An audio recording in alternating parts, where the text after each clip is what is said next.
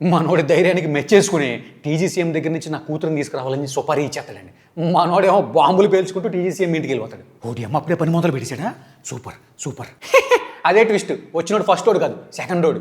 పోలీసుల్ని మిలిటరీ వాళ్ళని కాల్చుకుంటూ వెళ్ళిపోతూ ప్యాంట్ లోపల దాచిపెట్టుకుని ఇంత బారు కత్తిని తీసుకుని ఎరంగ వాడేస్తారు సార్. ఇంత బారు కత్తి ప్యాంట్లో ఎట్టుకుని అసలు ఇప్పటిదాకా ఫైటింగ్ ఎలా చేశాడు, అసలు ఎలా నడిచాడు?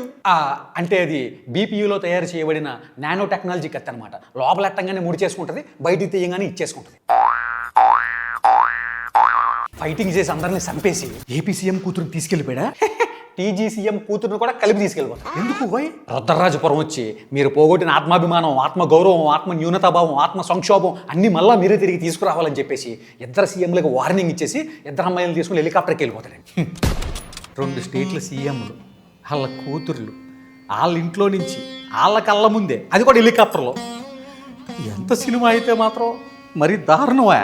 ఉండెళ్ళి ఆ మాత్రం ఉండెళ్ళి.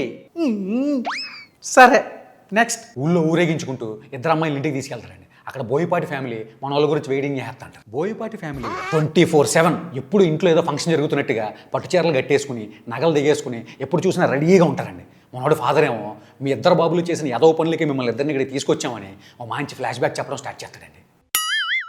2 స్టేట్ల సీఎంలో ఎలక్షన్స్లో డబ్బులు పంచడానికి వాళ్ళ దగ్గర ఉన్న బ్లాక్ మనీని వైట్ మనీ కింద మార్చడానికి త్రిబుల్ ఆర్ కంపెనీ హెల్ప్ అడుగుతారండి. మనోడేమో నథింగ్ డూయింగ్ గెట్ అవుట్ అంటాడండి. మనోడి ఆత్మాభిమానం మీద దెబ్బ కొడితేనే మనోడు మాట అంటాడని చెప్పేసి మల్హోత్రా గడు మున్సిపాలిటీ ఐడియా ఇచ్చేస్తాడండి. ఇంకా కంపెనీ మీదకి పోలీసులు నుసుగొలిపి drugs case, rape case, drunk and drive case అన్నీ పెట్టేసి మనోడిని తీసుకెళ్ళి జైల్లో పెట్టేస్తారండి.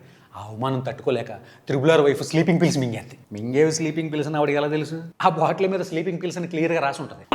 అయితే ఓకే. త్రిబుల్ ఆర్ కళ్ళ ముందే కూతురుని టార్చరింగ్ పెట్టేసి పేపర్ మీద సంతకాలు ఎట్టించేసుకుంటారండి. తన తండ్రి చేసిన పాపానికి టీజీసీఎం కూతురు పాపం కుమిలిపోద్దండి.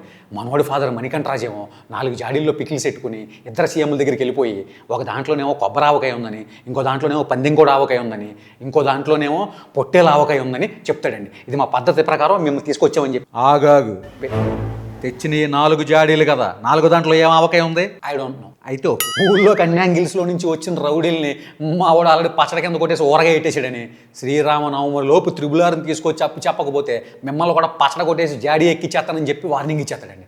ఇప్పుడు ఇక్కడ హీరోయిన్తో మనోడికి మంచి సాంగ్ అండి. సినిమా ఏమో మంచి టెన్షన్ఫుల్గా ఉంది.